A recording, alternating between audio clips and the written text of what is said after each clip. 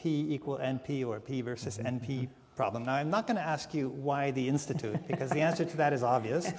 And I won't name check all the colleagues we have here who make it a good place for such a thing. But I did want to ask you, why P versus NP? Could you explain that problem to us and why you find it so important? Well, look, I think it's one of the Millennium Prize problems. It's always been the most fascinating problem to me in sort of, computer science and applied mathematics, let's say. So I think it gets to the heart of computation, what is possible on classical machines, right? It's sort of the P of that P equals NP, right? So the things that are, problems that you can categorize in P, what that means is, as a polynomial, means it can actually be solved in some sort of tractable amount of time. And then the ones in NP, you can think of as they're sort of not possible, not tractable to solve in some reasonable amount of time, at least on a classical computer.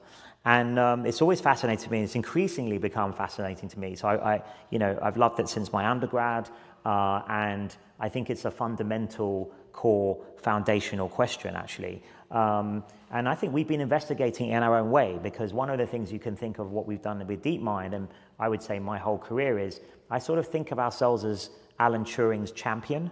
So, Turing and Alonzo Church and many others also affiliated here, they came up with these ideas of Turing machines, the Church thesis, all of these things that are important about what computation is, foundations of computer science, and what is possible to compute. And of course, Turing famously invented the Turing machines, and he showed that they could compute anything that was computable, and therefore anything that was could mimic a Turing machine or approximate a Turing machine was also Turing powerful.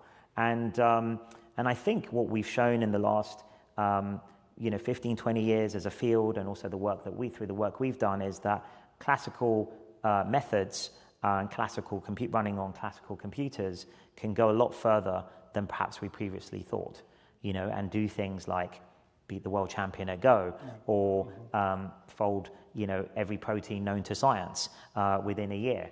And so these are kind of pretty amazing things that would have surprised very, very smart people. I remember I'm struck with, I've had quite a few conversations with people like Roger Penrose about this.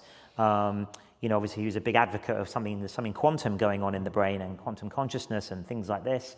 And he told me he was surprised by AlphaGo as a result, right? He would not have predicted that we could create systems that could beat the best humans at Go. Classical systems. Yeah, classical systems. Yeah. Maybe you need a quantum system or something like that.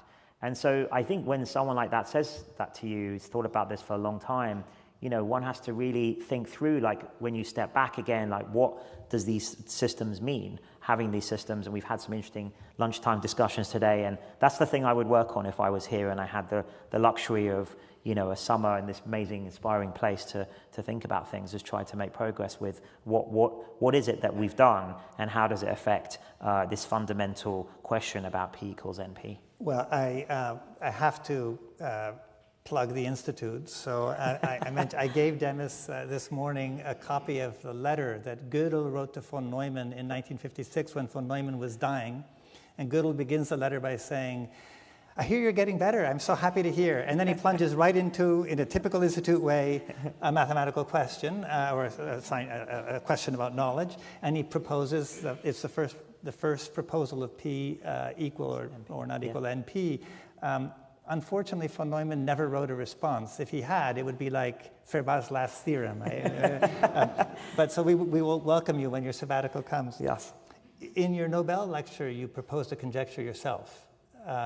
I think we could have it up here. Yeah.